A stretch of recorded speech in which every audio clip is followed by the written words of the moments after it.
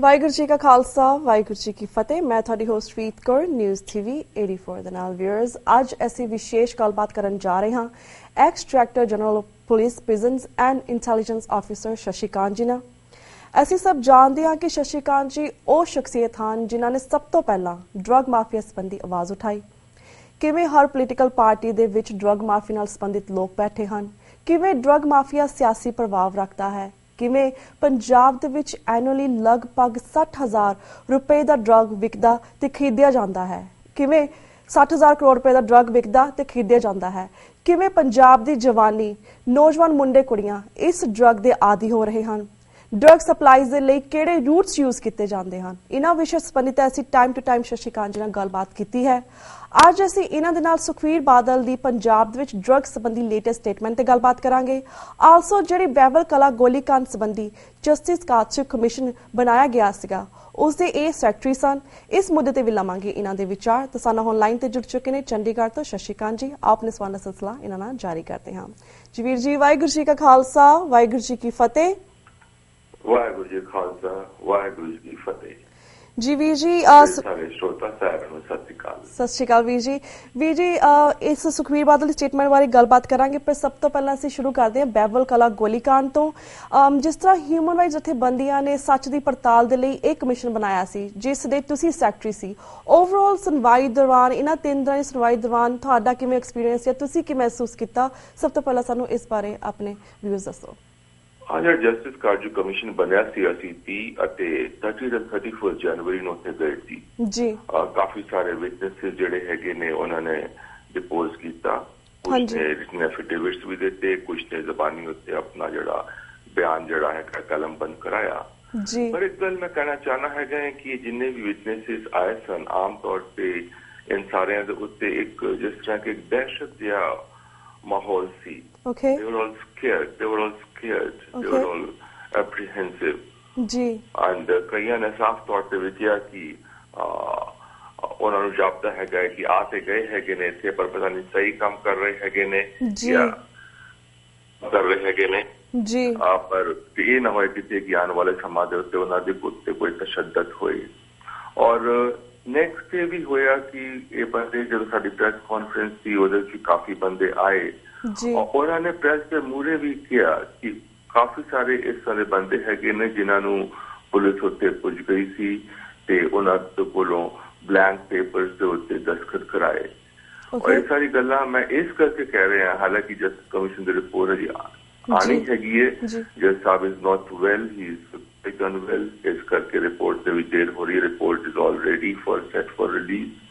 ਮੈਂ ਇਸ ਕਰਕੇ ਇਸ ਗੱਲ ਨੂੰ ਕਹਿ ਰਿਹਾ ਹੈਗਾ ਕਿ ਹੁਣ ਜਿਹੜਾ ਕਮਿਸ਼ਨ ਸਰਕਾਰੀ ਕਮਿਸ਼ਨ ਦੇ ਵਿੱਚ ਕਰ ਰਿਹਾ ਹੈਗਾ ਹੈ ਜਸਟਿਸ ਜ਼ੋਰਾ ਸਿੰਘ ਦਾ commission, I hope that they also take due cognizance of the fact, ਇਸ ਗੱਲ ਨੂੰ ਰੀਅਲਾਈਜ਼ ਕਰਦੇ ਹੈਗੇ ਨੇ ਕਿ ਉਹਦੇ ਚ ਕਿਸ ਤਰੀਕੇ ਨਾਲ ਪੁਲਿਸ ਦੀ ਉੱਤੇ ਇੱਕ ਦਹਿਸ਼ਤ ਹੈਗੀ ਹੈ ਤੇ ਜਿਹੜੇ ਇਹ ਦਸਤਖਤ ਕਰਾਏ ਜਾ ਰਹੇ ਹੈਗੇ ਜਿਹੜੇ ਹੁਣ ਕੋਰੇ ਕਾਗਜ਼ਾਂ ਦੇ ਉੱਤੇ, that is just not done। ਸਾਰਾ ਤੋਂ ਮੈਂ ਕਿਹਾ ਜਿਸ ਤਰ੍ਹਾਂ ਕਿ ਉੱਥੇ ਜਿਹੜਾ ਮਾਹੌਲ ਸੀ ਦੈਟ ਵਾਜ਼ ਆਲ ਜਿਸ ਤਰ੍ਹਾਂ ਕਿ ਦਹਿਸ਼ਤ ਵਾਲਾ ਹੁੰਦਾ ਹੈਗਾ। ਇਸ ਤਰ੍ਹਾਂ ਦੀ ਪੁਲਿਸ ਐਟਰੋਸਿਟੀਜ਼, ਪੁਲਿਸ ਪ੍ਰੈਸ਼ਰ, ਇਸ ਤਰ੍ਹਾਂ ਦਾ ਵਾਤਾਵਰਨ ਬਣਾ ਕੇ ਐਟਮੋਸਫੇਅਰ ਬਣਾ ਕੇ ਕੰਮ ਨਹੀਂ ਚੱਲਦਾ ਹੈਗਾ ਕਿਸੇ ਵੀ ਸਟੇਟ ਦੇ ਵਿੱਚ, ਕਿਸੇ ਵੀ ਕੰਟਰੀ ਦੇ ਵਿੱਚ, ਕਿਸੇ ਵੀ ਮੁਲਕ ਦੇ ਵਿੱਚ। ਜੀ ਤੇ ਵੀਰ ਜੀ, ਜਿਸ ਤਰ੍ਹਾਂ ਤੁਸੀਂ ਨਾ ਸਾਰੇ ਨੇ ਸਟੇਟਮੈਂਟਸ ਲਿੱਤੀ, ਤੁਸੀਂ ਉੱਥੇ ਮੌਜੂਦ ਸੀਗੇ। ਆਈ ਨੋ ਕਿ ਜਿਹੜਾ ਇਹ ਰਿਪੋਰਟ ਹੈਗੀ ਹੈ ਤੁਸੀਂ ਕਿਹਾ ਸੀ ਕਿ ਜਸਟਿਸ ਕਾਚੂ ਨੇ ਕਿਹਾ ਸੀ ਕਿ ਇਹ 2 ਵੀਕ ਤੱਕ ਤਿਆਰ ਹੋ ਜਾਏਗੀ, ਪਰ ਐਜ਼ ਯੂ ਸੈਡ ਕਿ ਥੋੜਾ ਡਿਲੇ ਹੋ ਰਿਹਾ ਹੈ। ਪਰ ਤੁਹਾਨੂੰ ਕੀ ਲੱਗਦਾ ਕਿ ਇਹ ਰਿਪੋਰਟ ਦੇ ਵਿੱਚ ਜਿਹੜੀ ਇੰਡੀਕੇਸ਼ਨ ਕਿਸ ਤਰਫ ਜਾ ਰਹੀ ਹੈ? What do you think what's behind it? Report ਦੇ ਬਾਰੇ ਮੈਂ ਬਿਲਕੁਲ ਗੱਲ ਨਹੀਂ ਕਰਨਾ ਚਾਹੂੰਗਾ ਦੀਪਕ ਜੀ, ਪਰ ਜਿਸ ਤਰ੍ਹਾਂ ਮੈਂ ਉੱਥੇ ਦੱਸਿਆ ਇਹ ਗੱਲ। ਔਰ ਇੱਕ ਹੋਰ ਗੱਲ ਮੈਂ ਤੁਹਾਨੂੰ ਉੱਥੇ ਦੇ ਐਟਮੋਸਫੀਅਰ ਦੇ ਬਾਰੇ ਦੱਸ ਸਕਣਾ ਹੈਗਾ ਜੀ। ਇਹ ਜਦੋਂ ਅਸੀਂ ਗੱਲ ਕਰ ਰਹੇ ਸੀ ਉੱਥੇ ਬਹਿਬਲ ਕਲਾਂ ਦੇ ਵਿੱਚ ਲੋਕਾਂ ਨੇ ਕਿਹਾ ਕਿ ਉੱਥੇ ਇੱਕ ਸੀਨੀਅਰ ਆਫਿਸਰ ਆਇਆ, ਹੀ ਵਾਜ਼ ਔਨ ਡਿਊਟੀ ਦੇਅਰ, ਤੇ ਉਹਦਾ ਇੱਕ ਮੋਬਾਈਲ ਤੇ ਕਾਲ ਆਈ, ਉਹਨੇ ਗੱਲ ਕਰ ਰਿਹਾ ਸੀ। ਗੱਲ ਕਰਦੇ ਹੀ ਜਦੋਂ ਜਿਸ ਤਰ੍ਹਾਂ ਫੋਨ ਖਤਮ ਹੋ ਗਿਆ ਹੈਗਾ, he give a thumbs up sign. ਉਹਦੇ ਨਾਲ ਹੀ ਜਿਹੜਾ ਹੈਗਾ ਪੁਲਿਸ ਦਾ ਐਕਸ਼ਨ ਜਿਹੜਾ ਹੈਗਾ ਉਹ ਸਟਾਰਟ ਹੋ ਗਿਆ। ਇਹੀ ਗੱਲ ਜਿਹੜੀ ਹੈਗੀ ਜਦੋਂ ਅਸੀਂ ਉੱਥੇ ਗਏ ਕੋਟਕਪੂਰਾ, ਉੱਥੇ ਲੋਕਲ ਕਈ ਜਰਨਲਿਸਟ ਵਗੈਰਾ ਵੀ ਉੱਥੇ ਇਕੱਠੇ ਹੋ ਗਏ ਸਨ। ਔਰ ਜਰਨਲਿਸਟ ਤੁਹਾਨੂੰ ਪਤਾ ਹੈ ਨਾਰਮਲੀ ਦੇ mingle with senior officers also. ਉਹਨਾਂ ਨੇ ਦੱਸੀ ਇਸ ਗੱਲ ਨੂੰ ਕਿ ਜਦੋਂ ਉੱਥੇ ਧਰਨਾ ਚੱਲ ਰਿਹਾ ਸੀ ਤੇ ਉੱਥੇ ਕੋਈ ਸੀਨੀਅਰ ਪੁਲਿਸ ਆਫੀਸਰ ਸੀ ਇੰਚਾਰਜ ਜਿਹੜਾ ਸੀ ਉਹਦੇ ਨੇੜੇ ਤੇੜੇ ਕਿਤੇ ਆਪਣੇ ਜਰਨਲਿਸਟ ਮਿੱਤਰ ਜਿਹੜੇ ਹੈਗੇ ਨੇ ਸਾਰੇ ਖੜੇ ਹੋਏ ਸਨ। ਅਗੇਨ ਇੱਕ ਕਾਲ ਕੇਮ ਜਿਹਨਾਂ 'ਚ ਇਹਨਾਂ ਨੇ ਓਵਰਹੀਅਰ ਕੀਤਾ ਕਿ ਉਹਨੂੰ ਆਦੇਸ਼ ਦਿੱਤਾ ਗਿਆ ਫੋਨ ਦੇ ਉੱਤੇ ਕਿ 10 ਮਿੰਟਾਂ ਦੇ ਵਿਚਕਾਰ ਮੈਨੂੰ ਖਾਲੀ ਚਾਹੀਦਾ ਹੈ। ਅਗੇਨ ਮੈਂ ਤੁਹਾਨੂੰ ਪਹਿਲੇ ਉਹ ਇੰਡੀਕੇਸ਼ਨ ਦਿੱਤਾ ਕਿ ਜਿਹੜਾ ਕਿ ਉੱਥੇ ਡਰ ਦਾ ਮਾਹੌਲ ਸੀ। ਦੂਜੀ ਮੈਂ ਤੁਹਾਨੂੰ ਗੱਲ ਦੱਸ ਰਿਹਾ ਜਿਹੜਾ ਕਿ ਲੋਕਾਂ ਨੇ ਕਿਹਾ ਔਰ ਚੂੰਕਿ ਅਸੀਂ ਕਮਿਸ਼ਨ ਦੇ ਵਿੱਚ ਹੈਗੇ ਆ ਜਿਹਦੇ ਅਸੀਂ ਕੋਈ ਹੇਅਰਸੇ ਐਵੀਡੈਂਸ ਨਹੀਂ ਲੈ ਸਕਦੇ ਹੈਗੇ ਆ।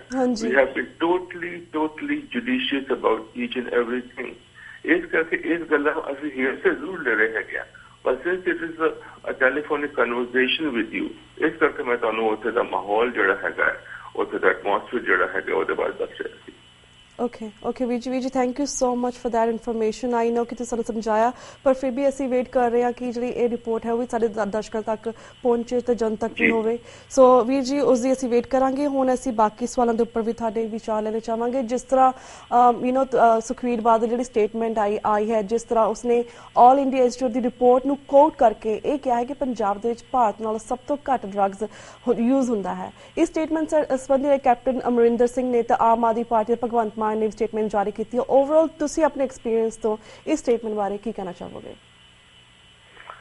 ਬੜੇ ਸਟੇਟਮੈਂਟ ਸਾਰੇ ਹੈਗੇ ਨੇ ਜਿਹੜੀ ਰਿਪੋਰਟ ਹੈਗੀ ਹੈ ਜੀ ਤੇ ਕੁਝ ਸਟੇਟਮੈਂਟਸ ਜਿਹੜੇ ਆਏ ਹੈਗੇ ਨੇ ਉਹਨਾਂ ਦੇ ਬਾਅਦ ਇੱਕੋ ਲਾਈਨ ਮੈਂ ਕਹਾਂਗਾ ਇਟਸ ਚਿੱਟਾ ਲਾਈ ਅਬਾਊਟ ਚਿੱਟਾ। ਜੀ ਚਿੱਟੇ ਦਾ ਬਾਰੇ ਜਿਹੜਾ ਹੈਗਾ ਚਿੱਟਾ ਝੂਠ ਹੈਗਾ। ਹਾਂਜੀ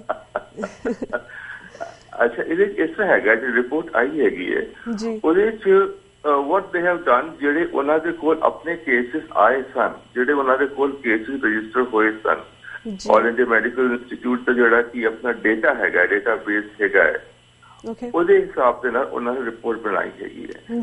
ਆਲ ਇੰਡੀਆ ਮੈਡੀਕਲ ਇੰਸਟੀਚਿਊਟ ਜਿਹੜਾ ਹੈਗਾ ਦੈਟਸ ਦ ਪ੍ਰੀਮੀਅਰ ਇੰਸਟੀਚਿਊਟ ਜਿਹੜਾ ਕਿ ਉਹਨਾਂ ਦਾ ਡਰੱਗ ਦੀ ਐਡਿਕਸ਼ਨ ਸੈਂਟਰ ਹੈਗਾ ਸਾਰਿਆਂ ਤੋਂ ਵਧੀਆ ਹੈਗਾ ਜੀ।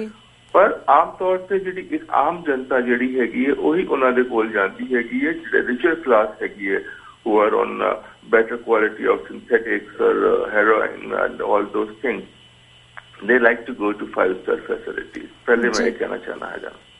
ਦੂਜੀ ਗੱਲ ਹੈਗੀ ਹੈ ਕਿ ਉਹਨਾਂ ਦੇ ਕੋਲ ਜੋ ਲਿਮਿਟਡ ਡੇਟਾ ਵੀ ਆਇਆ ਹੈਗਾ ਉਹਨਾਂ ਦੇ ਕੋਲ ਸਿਰਫ ਉਹੀ ਕੇਸਿਸ ਜਾਂਦੇ ਹੈਗੇ ਨੇ ਜਿਹੜੇ ਕਿ ਡਰੱਗ ਐਡਿਕਸ਼ਨ ਵਾਲੇ ਜਿਹੜੇ ਹੈਗੇ ਨੇ ਓਪੀਏਟਸ ਵਾਲੇ ਹੈਗੇ ਨੇ ਜਿਹੜੇ ਕਿ ਅਫੀਮ ਤੋਂ ਨਿਕਲੇ ਹੋਏ ਜਿਹੜੇ ਪਦਾਰਥ ਹੈਗੇ ਨੇ ਜਿਹਦੇ ਚ ਅਸੀਂ ਹੈਰੋਇਨ ਜਿਹਨੂੰ ਅਸੀਂ ਸਮੈਕ ਵੀ ਕਹਿੰਦੇ ਹੈਗੇ ਨੇ ਉਹ ਕੇਸਿਸ ਆਮ ਤੌਰ ਤੇ ਡੀ ਐਡਿਕਸ਼ਨ ਲਈ ਉੱਤੇ ਜਾਂਦੇ ਹੈਗੇ ਨੇ ਜੀ। ਦੂਜੇ ਕੇਸਿਸ ਜਿਹੜੇ ਹੈਗੇ ਨੇ ਨਾਰਮਲੀ ਦੇ ਡੋਂਟ ਗੋ। ਉਹਨਾਂ ਨੇ ਜਿਹੜਾ ਆਪਣਾ ਡੇਟਾਬੇਸ ਲਿੱਤਾ ਆਈ ਥਿੰਕ ਇਟ ਵਾਸ ਉਹਨਾਂ ਦੇ ਕੋਲ ਜਿਹੜਾ ਡੇਟਾਬੇਸ ਸੀ that was about 3700 odd cases ਦਾ ਉਹਨਾਂ ਨੇ ਕੀਤਾ ਹੈਗਾ ਜੀ। ਉਹਨਾਂ ਨੇ ਉਸ ਡੇਟਾਬੇਸ ਦੇ ਉੱਤੇ ਜਦੋਂ ਪੈਟਰਨ ਸਟੱਡੀ ਕੀਤਾ ਉਹਨਾਂ ਨੇ ਇਹ ਵੇਖਿਆ ਕਿ ਇੰਟਰਨੈਸ਼ਨਲ ਲੈਵਲ ਜਿਹੜਾ ਹੈਗਾ consumption the population wise that is 0.3% guys internationally are on heroin ਜੀ 0.3% internationally ਜੀ। ਜਦੋਂ ਦੇ ਪੰਜਾਬ ਦੀ ਆਈ ਹੈਗੀ ਹੈ ਉਹਨਾਂ ਨੇ ਕਿਹਾ ਪੰਜਾਬ ਦੀ ਪਾਪੂਲੇਸ਼ਨ ਜਿਹੜੀ ਹੈਗੀ ਹੈ ਇਹਦੇ ਚ ਹੈਗੇ ਨੇ 0.6% ਜਿਹੜੇ ਕਿ ਹੈਰੋਇਨ ਦੇ ਉੱਤੇ ਹੈਗੇ ਨੇ ਜੀ। ਪੰਜਾਬ ਦੀ ਪਾਪੂਲੇਸ਼ਨ ਹੈਗੀ ਹੈ 2.9 crores। ਇਹਦਾ ਮਤਲਬ ਹੈ 0.6% of 2.9 crores are on chitta, they are on heroin, they are on smack। ਜਦੋਂ ਕਿ ਗੱਲ ਸਾਰੀ ਸਾਫ਼ ਜ਼ਾਹਿਰ ਇੱਕ ਹੋਰ ਵੀ ਹੈਗੀ ਹੈ ਕਿ ਪੰਜਾਬ ਦੇ ਵਿੱਚ ਸਾਰਿਆਂ ਤੋਂ ਜ਼ਿਆਦਾ ਜਿਹੜਾ ਨਸ਼ੀਲਾ ਪਦਾਰਥ ਚੱਲ ਰਿਹਾ ਹੈਗਾ that is pharmaceutical drug ਜੀ। pharmaceutical drug ਦੇ ਬਾਅਦ ਆਉਂਦਾ ਹੈਗਾ along with pharmaceuticals inhalants ਜਿਸ ਤਰ੍ਹਾਂ ਕਿ ਥਿਨਰ ਵਗੈਰਾ ਹੁੰਦੇ ਹੈਗੇ ਨੇ ਗਰੀਬ ਬੱਚੇ ਜਿਹੜੇ ਹੈਗੇ ਨੇ ਆਮ ਤੌਰ ਤੇ they inhale that also। ਉਹਨਾਂ ਦੇ ਬਾਅਦ ਆਉਂਦਾ ਹੈਗਾ consumption of substandard quality of heroin ਜੀ। ਉਹਦੇ ਬਾਅਦ ਆਉਂਦਾ ਹੈਗਾ ਸਿੰਥੈਟਿਕਸ ਜਿਹੜਾ ਕਿ ਆਮ ਤੌਰ ਤੇ ਕ੍ਰੀਮੀ ਲੇਅਰ ਤੇ ਇਸਤੇਮਾਲ ਹੁੰਦਾ ਹੈਗਾ ਔਰ ਸਿੰਥੈਟਿਕਸ ਦੇ ਬਾਅਦ ਨਵਾਂ ਸ਼ੁਰੂ ਹੋ ਗਿਆ ਕੋਕੇਨ ਜਿਹੜਾ ਕਿ ਸੁਪਰ ਕ੍ਰੀਮੀ ਲੇਅਰ ਜਿਹੜੀ ਹੈਗੀ ਉਹ ਇਸਤੇਮਾਲ ਕਰਦੀ ਹੈਗੀ ਹੈ ਹਾਂਜੀ। ਤੇ ਜਿਹੜੇ ਵੀ ਕੇਸਿਸ ਇਹਨਾਂ ਦੇ ਡੇਟਾ ਬੈਂਕ ਦੇ ਵਿੱਚ ਗਏ ਹੈਗੇ ਨੇ ਨੰਬਰ 1 ਦੇ ਪਰਟੇਨ ਓਨਲੀ ਟੂ ਅ ਸੈਗਮੈਂਟ ਜਿਹੜੇ ਕਿ ਡੀ ਐਡਿਕਸ਼ਨ ਲਈ ਜਾ ਸਕਦੇ ਹੈਗੇ ਨੇ ਉਸ ਸੈਂਪਲ ਬੇਸ ਤੇ ਹੋਇਆ ਹੈਗਾ। ਉਹਦੇ ਥੱਲੇ ਦਾ ਤਬਕਾ ਜਿਹੜਾ ਹੈਗਾ ਜਿਹੜਾ ਕਿ ਹੈਰੋਇਨ ਦੇ ਉੱਤੇ ਹੈਗਾ ਗਰੀਬ ਜਿਹੜੇ ਕਿ ਇਹ ਮੈਡੀਕੇਸ਼ਨ ਅਫੋਰਡ ਨਹੀਂ ਕਰ ਸਕਦੇ ਹੈਗੇ ਨੇ they don't go there. So whatever it is, ਉਹਨਾਂ ਦਾ ਚਲੋ ਡੇਟਾਬੇਸ ਤੇ ਮੈਂ ਕਿੰਤੂ ਪਰੰਤੂ ਨਹੀਂ ਕਰਦਾ, ਬਟ ਮੋਟੀ ਜਿਹੀ ਗੱਲ ਕਹਿਣਾ ਹੈਗਾ ਕਿ ਦੁਨੀਆ ਦੇ ਵਿੱਚ ਇੰਟਰਨੈਸ਼ਨਲੀ ਜੇ 0.3% ਹੈਗੇ ਨੇ, ਸਾਡੇ ਪੰਜਾਬ ਦੇ ਵਿੱਚ 0.6% ਹੈਗੇ ਨੇ, ਯਾਨੀ ਕਿ ਪੰਜਾਬ ਦੇ ਵਿੱਚ ਹੈਰੋਇਨ ਦਾ ਕੰਜ਼ੰਪਸ਼ਨ ਐਵਰੇਜ ਜਿਹੜਾ ਹੈਗਾ ਦੁਨੀਆ ਦੇ ਕਿਸੇ ਵੀ ਹਿੱਸੇ ਤੋਂ ਡਬਲ ਹੈਗਾ। This is the real fact. ਬਿਲਕੁਲ ਜੀ ਜੀ। तो वीर जी, जिस तरह इस ड्रग संबंधी असी टाइम टू टाइम हमेशा थोड़े नाल गलबात की पिछले 3 सालों तो बार बार इस मुद्दे के उपर थारे असी विचार लैंदे रहे हैं। तुसी साहब एकदम इंकशाफ भी किया कि किस तरह सियासी पार्टियां भी इस drug mafia they which involve होंदियां ने, वो भी प्रभाव रखदियां ने। आलसो किस तरह 60,000 करोड़ रुपए का ड्रग विकदा ते खरीदिया जाता है पंजाब दे विच। तुसी इस मुद्दे नूं अदालती सिस्टम अते लोक कचहरी तक भी लैके गए हो, माफिया नूं चैलेंज किया है। तुसी साडे टीवी दे विच तुसी ये भी मैंशन किया सीगा, मैं तुहानूं पिछली वारी भी क्वेश्चन पूछा सीगा कि तुसी एक फाइल तैयार की है इन्हां लोकां दी, पोलीटिकल लोक ने इन्हां दी फाइल तैयार की है। असीं जानना चाहांगे ਜਿਹੜੇ ਇਹ फाइल ਦੇ ਵਿੱਚ ਨਾਮ ਨੇ, ਇਹ ਤੁਸੀਂ ਕਦੋਂ ਜਨਤਕ ਕਰੋਗੇ, ਇਹ ਕਦੋਂ ਸਾਡੇ ਦਰਸ਼ਕਾਂ ਨਾਲ ਤੁਸੀਂ ਸਾਂਝੇ ਕਰੋਗੇ? ਇਹ ਫਾਈਲ ਉੱਤੇ ਜਿਹੜਾ ਹੈਗਾ ਵੀ ਭਾਈ ਜਿਸ ਸਭ ਕੁਝ ਨਾ ਤੇ ਮੈਂ ਕਹੇ ਸਨ ਜਨਰਲੀ ਮੈਂ ਨਾ ਲਿਖਤੇ ਸਨ, ਸਪੈਸਿਫਿਕ ਨਾ ਤੇ ਨਹੀਂ ਲਿਖਤੇ ਸਨ। ਉਹ ਜਨਰਲ ਨਾ ਲੈਣ ਦਾ ਨਤੀਜਾ ਇਹ ਹੈਗਾ ਕਿ ਪਤਾ ਨਹੀਂ ਕਿੰਨੇ ਕਰੋੜ ਦੇ ਦਾਅਵੇ ਮੇਰੇ ਉੱਤੇ ਠੁੱਕ ਗਏ ਹੈਗੇ ਨੇ। Anyhow am not bother about that. ਉਹ ਜਿਹੜਾ ਲੜ ਰਿਹਾ ਹੈਗਾ, ਮੈਂ ਲੜ ਰਿਹਾ ਜਿੰਨੇ ਮੇਰੇ ਰਿਸੋਰਸਿਸ ਹੈਗੇ ਨੇ। ਦੂਜਾ ਹੈਗਾ ਕਿ ਸਾਰੇ ਨਾਂ ਜਿਹੜੇ ਹੈਗੇ ਨੇ I already given to the high court ਜੀ in a sealed envelope. Okay, so or high court ਦੇ ਵਿੱਚ 3 ਕੇਸਿਸ ਵੱਖ-ਵੱਖ ਚੱਲ ਰਹੇ ਹੈਗੇ ਨੇ, ਜਿਹਦੇ ਕਰਕੇ ਮੈਂ ਇੱਕ ਗੱਲ ਹੁਣ ਬਾਹਰ ਨਹੀਂ ਕਰ ਸਕਦਾ ਹੈਗਾ ਇਸ ਮੌਕੇ ਤੇ, because the entire matter is sub judice. ਇੱਕ ਕੇਸ ਚੱਲ ਰਿਹਾ ਹੈਗਾ ਕਿ ਕੋਈ ਬੰਦਾ ਹੈਗਾ, ਉਹਨੇ ਕਿਹਾ ਕਿ ਖਾਨ ਤੋਂ ਜਿੰਨੀ ਡਰੱਗ ਦੇ ਬਾਰੇ ਜਾਣਕਾਰੀ ਹੈਗੀ ਉਹਨੂੰ ਕਿਸੇ ਨੂੰ ਨਹੀਂ ਹੈਗੀ, ਇਸ ਕਰਕੇ ਇਹਨੂੰ ਫੜ ਕੇ ਇਹਨੂੰ ਜੇਲ੍ਹ ਦੇ ਵਿੱਚ ਪਾ ਕੇ ਇਹਨੂੰ ਕੁੱਟ ਕੇ ਇਹਨੂੰ ਨਾ ਕਢਾਓ ਕਿ ਕਿਹੜੇ ਬੰਦੇ ਹੈਗੇ ਨੇ ਜੀ। ਕਿ ਨਾ ਤੇ ਮੈਂ ਪਹਿਲੇ ਦਿਨ ਨੂੰ ਤਿਆਰ ਹੈਗਾ ਕੋਰਟ ਨੂੰ, ਐਲਓ ਜੀ ਕਾਗਜ਼ ਹੈਗਾ, ਤੁਸੀਂ ਖੋਲ ਕੇ ਪੜ੍ਹ ਲਓ ਜੇ ਤੁਹਾਡਾ ਉਹ ਹੈਗਾ। ਦੂਜਾ ਕੇਸ ਹੋਰ ਚੱਲ ਰਿਹਾ ਹੈਗਾ ਸਪੈਸੀਫਿਕ ਇਹ ਲਿਸਟ ਦੇ ਬਾਰੇ, ਸਰਕਾਰ ਤੋਂ ਲਿਸਟ ਕਢਾਈ ਜਾਏ ਤੇ ਸ਼ਸ਼ੀਕਾਂਤ ਦਾ ਬਿਆਨ ਜਾਏ, ਉਹ ਵੀ ਚੱਲ ਰਿਹਾ ਹੈਗਾ। ਤੀਜਾ ਹੋਰ ਚੱਲ ਰਿਹਾ ਹੈ ਜਿਹਦੇ ਚ ਮੈਂ ਕਿਹਾ ਹੈਗਾ ਇਹ ਸਾਰੇ ਕਿਹੜੇ ਬੰਦੇ ਇਨਵੋਲਵ ਹੈਗੇ ਨੇ, ਕੀ ਪੰਜਾਬ ਦੇ ਵਿੱਚ ਹੋ ਰਿਹਾ ਹੈਗਾ, ਉਹ ਕੇਸ ਚੱਲਦਾ। 3 ਕੇਸ ਹਾਈ ਕੋਰਟ ਦੇ ਵਿੱਚ ਚੱਲ ਰਹੇ ਹੈਗੇ ਨੇ। ਫੀਲਡ ਦੇ ਵਿੱਚ ਮੇਰੇ 10-12 ਕੇਸ ਜਿਹੜੇ ਮੇਰੇ ਉੱਤੇ ਪਾਏ ਹੈਗੇ ਨੇ ਉਹ ਚੱਲ ਰਹੇ ਹੈਗੇ ਨੇ। ਬਟ ਰੈਸਟ ਅਸ਼ੋਰਡ ਮੈਮ ਕਿ ਤੁਹਾਡੇ ਸ਼ਰੋਤਾਵਾਂ ਨੂੰ ਕਹਿਣਾ ਹੈਗਾ ਬਗੈਰ ਇਹਨਾਂ ਦਾ ਪੱਟਾ ਬਿਠਾਇਆ ਮੈਂ ਦੁਨੀਆ ਤੋਂ ਜਾਣ ਵਾਲਾ ਨਹੀਂ ਹੈਗਾ। ਓਕੇ ਵੀਰ ਜੀ, ਥੈਂਕ ਯੂ ਸੋ ਮਚ ਕਿ ਤੁਸੀਂ ਇਸ ਚੀਜ਼ ਦੀ ਗਹਿਰਾਈ ਨੂੰ ਸਮਝਿਆ ਕਿ ਕਿੰਨਾ ਇਹ ਦਰਦਨਾਕ ਮਾਹੌਲ ਪੈਦਾ ਕਰਦਾ ਹੈ ਪੰਜਾਬ ਦੇ ਵਿੱਚ, ਜਾਂ ਸਾਡੀ ਪ੍ਰੋਬਲਮ ਕੀ ਬਿਗੇਸਟ ਨੌਜਵਾਨੀ ਖਤਮ ਹੋ ਰਹੀ ਹੈ। ਜੇ ਆਈ ਨੋ ਕਿ ਤੁਸੀਂ ਇਸ ਦੇ ਉੱਪਰ ਬੁੱਕ ਵੀ ਲਿਖ ਰਹੇ ਹੋ, genocide of a great civilization ਦਾ ਡਰਗ ਰੂਟ। ਅਸੀਂ ਚਾਹਾਂਗੇ ਕਿ ਸਾਨੂੰ ਇਹ ਵੀ ਦੱਸੋ ਕਿ ਜਿਹੜੀ ਬੁੱਕ ਹੈ ਤੁਸੀਂ ਕਦੋਂ ਪਬਲਿਸ਼ ਕਰ ਰਹੇ ਹੋ? ਇਹ ਐਜ਼ ਯੂਜੂਅਲ ਜਿਹੜਾ ਹੁੰਦਾ ਹੈਗਾ ਕਿ ਆਮ ਤੌਰ ਤੇ ਸਾਡੇ ਇੱਥੇ ਜਿਹੜੇ ਜਰਨਲਸ ਕੁਝ ਹੈਗੇ ਨੇ, ਉਹ ਮੇਰੇ ਆਰਟੀਕਲਸ ਨੇ ਇਹਨੂੰ ਮਨਾ ਕਰ ਦਿੰਦੇ ਹੈਗੇ ਨੇ। ਇਹ ਮੈਂ ਸਿਰਫ ਸਪੈਸੀਫਿਕ ਲਿਖੀ ਸੀ ਔਨ ਡਰਗ ਪ੍ਰੋਬਲਮ। ਇਹਦੇ ਇਲਾਵਾ ਆਮ ਰਾਈਟਿੰਗ ਮਾਈ ਡੀਟੇਲ ਮੈਮੋਇਰ ਜਿਹਦੇ ਵਿੱਚ ਕਾਫੀ ਕੁਝ ਉਹਦੇ ਚ ਗੱਲਾਂ ਆਉਣਗੀਆਂ, but it was only about drugs. ਮੈਂ ਕਈ ਪਬਲਿਸ਼ਰਸ ਨਾਲ ਗੱਲ ਕੀਤੀ, ਐਵਰੀਬਾਡੀ ਸੈਡ ਸੌਰੀ ਜੀ ਅਸੀਂ ਨਹੀਂ ਕਰ ਕਰਾਂਗੇ ਇਹਨੂੰ। ਤੇ ਮੈਂ ਉਹਨੂੰ ਆਪਣਾ ਬਲੌਗ ਹੈਗਾ ਮੇਰਾ ਔਨ ਗੂਗਲ, ਉਸ ਬਲੌਗ ਦੇ ਉੱਤੇ ਮੈਂ ਪਾ ਦਿੱਤੇ ਹੈਗੇ ਨੇ। ਮੇਰੇ ਕੋਲ 3 ਚੈਪਟਰ ਪਾ ਦਿੱਤੇ ਹੈਗੇ ਨੇ। 2-4 ਦਿਨੋਂ ਚ ਮੈਂ ਹਰ ਇੱਕ ਚੈਪਟਰ ਹੋਰ ਐਡ ਕਰ ਦੇਣਾ ਹੈਗਾ, ਉਹਨੂੰ ਪੜ੍ਹ ਕੇ ਉਹਨੂੰ ਐਡਿਟ ਕਰਕੇ। ਤੇ it is all line on the blog, ਸਾਰੀ ਦੁਨੀਆ ਵੇਖ ਸਕਦੀ ਹੈਗੀ। It is free of cost, blog ਤੇ ਜਾਣ ਤੇ ਕੋਈ ਪ੍ਰੋਬਲਮ ਨਹੀਂ ਹੈਗੀ ਹੈ।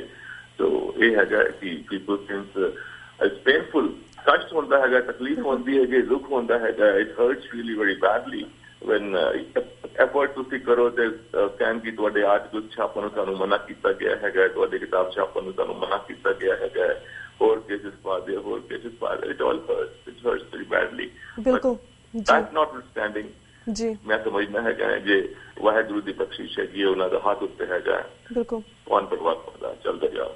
before we move on to next subject, ਇੱਕ ਮੈਂ ਹੋਰ ਕੁਐਸਚਨ ਜਾਨਣਾ ਚਾਹਾਂਗੀ। ਜਿਸ ਤਰ੍ਹਾਂ ਪਿਛਲੇ ਤੁਹਾਨੂੰ ਅਸੀਂ ਇੱਕ ਟਾਈਮ ਇੰਟਰਵਿਊ ਕੀਤੀ ਹੈ, ਤੁਸੀਂ ਇੱਕ ਵਾਰੀ ਮੈਂਸ਼ਨ ਕੀਤਾ ਸੀ ਕਿ ਜਿਹੜਾ ਇਹ ਡਰੱਗਸ ਹੁੰਦਾ ਹਰ ਪੋਲੀਟੀਕਲ ਪਾਰਟੀ ਦਾ ਇਸ ਦੇ ਵਿੱਚ ਹੱਥ ਹੁੰਦਾ। ਡਰੱਗ ਮਾਫੀਆ ਨਾਲ ਸੰਬੰਧਿਤ ਲੋਕ ਇਹਨਾਂ ਦੇ ਪੋਲੀਟੀਕਲ ਪਾਰਟੀ 'ਚ ਬੈਠੇ ਰਹਿੰਦੇ ਨੇ। ਜਿਸ ਤੋਂ ਪਹਿਲਾਂ ਮੈਂ ਗੱਲ ਕੀਤੀ ਹੈ ਸੁਖਵੀਰ ਬਾਦਲ ਦੀ, ਆਈ ਨੋ ਅਕਾਲੀਆਂ ਦਾ ਬੰਦਾ ਸੁਖਵੀਰ ਬਾਦਲ ਤਾਂ ਬੀਜੇਪੀ ਨਾਲ ਰਿਲੇਟ ਕਰਦਾ ਹੈ, ਪਰ ਜਿਸ ਤਰ੍ਹਾਂ ਅਮਰਿੰਦਰ ਸਿੰਘ ਨੇ ਜਿਹੜੇ ਹੈਗੇ ਕਾਂਗਰਸ ਦੇ ਨੇ, ਜਾਂ ਭਗਵੰਤ ਮਾਨ ਨੇ ਆਮ ਆਦਮੀ ਪਾਰਟੀ ਦੇ ਨੇ, ਤੁਹਾਨੂੰ ਕੀ ਲੱਗਦਾ ਕਿ ਜਿਹੜੀ ਤੁਹਾਡੀ ਫਾਈਲ ਹੈਗੀ ਆ ਇਸ ਵਿੱਚ ਕੀ ਇਹਨਾਂ ਸੰਬੰਧੀ ਵੀ ਕੋਈ ਜਾਣਕਾਰੀ ਹੈਗੀ ਹੈ, ਜਾਂ ਫਿਰ ਤੁਸੀਂ ਕੋਈ ਦੱਸਣਾ ਚਾਹੁੰਦੇ ਹੋ ਕਿ ਇਹਨਾਂ ਪਾਰਟੀ ਦੇ ਵਿੱਚ ਕੋਈ ਪੋਲੀਟੀਕਲ ਬੰਦੇ ਨੇ ਕਾਂਗਰਸ ਵਾਲੇ? ਕਿਉਂਕਿ ਹੁਣ ਤੇ ਉਂਗਲੀਆਂ ਚੁੱਕਦੇ ਨੇ ਸੁਖਵੀਰ ਬਾਦਲ ਤੇ, ਪਰ ਪੰਜਾਬ ਦਾ ਨੁਕਸਾਨ ਤਾਂ ਕਾਂਗਰਸ ਨੇ ਵੀ ਉਨਾ ਹੀ ਕੀਤਾ ਹੈ।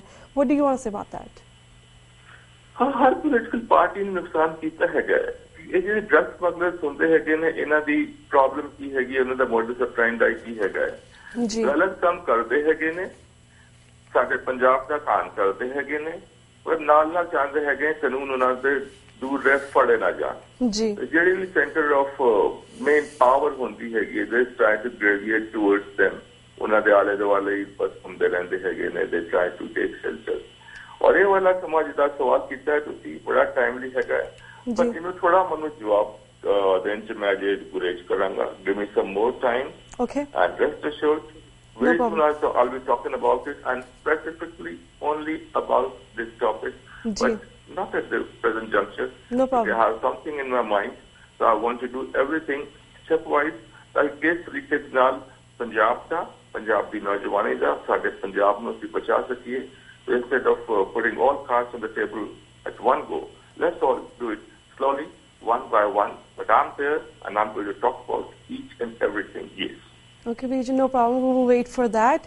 ਸੋ ਵੀਰ ਜੀ, ਹੁਣ ਅਸੀਂ ਨੈਕਸਟ ਸਬਜੈਕਟ ਦੇ ਉੱਪਰ ਜਾਣਦੇ ਹਾਂ। ਜਿਸ ਤਰ੍ਹਾਂ ਇਸ ਵੇਲੇ ਆਪਾਂ ਸਾਰੇ ਜਾਣਦੇ ਕਿ RSS ਦਾ ਕਿਸ ਤਰ੍ਹਾਂ ਹਿੰਦੂਤਵੀ ਏਜੰਡਾ ਭਾਰਤ ਦੇ ਵਿੱਚ ਆਲਰੇਡੀ ਚੱਲ ਰਿਹਾ ਹੈ। ਜਿਸ ਤਰ੍ਹਾਂ JNU ਦੇ ਵਿੱਚ ਜੋ ਵਾਪਰਿਆ ਪਿਛਲੇ ਦਿਨੀ, ਉਹ ਸਾਡੇ ਸਾਰਿਆਂ ਦੇ ਸਾਹਮਣੇ ਹੈ। ਪਰ ਜਿਸ ਤਰ੍ਹਾਂ ਗ੍ਰਹਿ ਮੰਤਰੀ ਜਿਹੜੇ ਰਾਜਨਾਥ ਨੇ, ਇਹਨਾਂ ਸਟੂਡੈਂਟਸ ਨੂੰ ਉਹਨਾਂ ਨੇ ਕਿਹਾ ਕਿ ਇਹ ਪਾਕਿਸਤਾਨ ਦੇ ਸਮਰਥਕ ਨੇ, ਦੇਸ਼ ਧਰੋਹੀ ਨੇ, ਇਹਨਾਂ ਨੂੰ ਬਾਹਰ ਕੱਢਣਾ ਚਾਹੀਦਾ ਹੈ, ਇਹਨਾਂ ਸਾਰੇ ਦੇਸ਼ ਨੂੰ ਸੋਚਣ ਸਮਝਣ ਦੀ ਜ਼ਰੂਰਤ ਹੈ। ਓਵਰਆਲ ਇਸ ਮੁੱਦੇ ਤੇ ਆਲਸੋ ਜਿਹੜਾ ਪਟਿਆਲਾ ਦੇ ਵਿੱਚ ਜਿਹੜੀ ਇਹ ਗੁੰਡਾਗਰਦੀ ਕੀਤੀ ਹੈਗੀ ਆ ਉੱਥੇ ਦੇ ਐਡਵੋਕੇਟਸ ਨੇ, ਲਾਇਰਸ ਨੇ, ਉਸ ਨੂੰ ਤੁਸੀਂ ਕਿਵੇਂ ਵੇਖਦੇ ਹੋ? Again, I say that we are living in India, right? We have our own constitution. Article 19 of the constitution gives you freedom of speech and expression. ਤੁਸੀਂ ਜਦੋਂ ਤੱਕ ਕੋਈ ਗੱਲ in an academic way ਕਰ ਰਹੇ ਹੋ, ਤੁਸੀਂ discussion ਕਰ ਰਹੇ ਹੈਗਾ, you're talking about it in a peaceful manner. ਜੀ ਬੰਦੇ ਦਾ right ਹੈਗਾ to talk about it. ਜਿਹੜਾ ਵੀ ਐਕਸ਼ਨ ਹੋਇਆ ਹੈਗਾ, that was all uncalled for, ਉਹ ਸਾਰਾ unreasonable ਹੈਗਾ, ਮੈਂ ਸਮਝਣਾ ਹੈਗਾ, or that is all unjustified. It is simply just not done. Like I said, it's just the right of the person to talk about things peacefully and within the given atmosphere. ਔਰ ਦੂਜੀ ਗੱਲ ਹੈਗੀ ਹੈ ਕਿ ਸਾਰੀ political parties ਸਾਡੇ ਮੁਲਕ ਦੇ ਵਿੱਚ ਹੈਗੀਆਂ ਨੇ, ਉਹਨਾਂ ਨੇ ਆਪਣੇ ਫਰੰਟ ਆਰਗੇਨਾਈਜੇਸ਼ਨਸ ਬਣਾਏ ਹੈਗੇ ਨੇ। A front organization among students, amongst employees, amongst youth, amongst ladies, amongst each and every society, the entire segment है that. चाहे working class है, चाहे non-working class है, labor, farm labor, सारे दो चुनारे अपने front organizations है कि For want of better term, वो तो अपने आप में front organizations के अंदर हैं, पर मैं उन्होंने कहना है sleeper cells. ਜਿਸ ਤਰ੍ਹਾਂ ਕਿ ਟੈਰਰਿਸਟ ਐਕਸ਼ਨ ਜਦੋਂ ਸਾਡਾ ਪਠਾਨਕੋਟ ਵਗੈਰਾ ਚ ਹੋਇਆ, NIA ਨੇ ਸਰਕਾਰੀ ਟਿਊਨ ਬੋਲਦੇ ਹੋਏ ਜਿਸ ਤਰੀਕੇ ਨਾਲ ਕੇਸ ਨੂੰ ਠੱਪ ਕੀਤਾ ਹੈਗਾ, ਇਟ ਰੀਲੀ ਹਰਟਸ। ਉੱਥੇ ਵੀ ਸਲੀਪਰ ਸੈਲਸ ਹਨ। ਸਲੀਪਰ ਸੈਲ ਦਾ ਕੰਮ ਹੁੰਦਾ ਹੈ ਕਿ ਦੇ ਆਰ ਲਾਈਂਗ ਇਨਐਕਟਿਵ, ਪਰ ਜਦੋਂ ਲੋੜ ਪੈਂਦੀ ਹੈਗੀ ਹੈ, ਵਨ ਟੈਲੀਫੋਨ ਕਾਲ ਔਰ ਵਨ ਇਸ਼ਾਰਾ ਦੇ ਆਲਵੇਜ਼। ਜਿਸ ਤਰੀਕੇ ਨਾਲ JNU ਦੇ ਵਿੱਚ ਹੋਇਆ ਹੈਗਾ, ਇਟ ਅਪੀਅਰਸ ਦ ਸੇਮ ਜਿਹੜੇ ਉਹਨਾਂ ਦੇ ਸਲੀਪਰ ਸੈਲਸ ਹੈਗੇ ਨੇ amongst students, amongst this segment, that segment. ਹੋਇਆ ਸਾਰਾ ਜਿਹੜਾ ਹੈਗਾ, ਜਿਸ ਇੰਡੀਆ ਦੀ ਫੇਮਸ ਕੋਈ ਪਿक्चर थी पुरानी, आई डोंट सी मूवी, हम नॉट ए मूवी बापू का कोई डायलॉग थी शायद, कहीं से कोई आवाज तो उठी होगी, कहीं से कोई इशारा तो हुआ होगा, कहीं से कुछ ऐसा हुआ होगा, सभी लोग जो है sleeper cells all sudden they sprang into action. This is a painful reflection on the working of the political system in this country. या इससे जड़ी है ये totally intolerance है ये, और इससे मैं एक और I would like to give you a very controversial statement में देना चाहना है। Okay. इंदिरा गांधी ने किया, that is one thing condemnable, everything.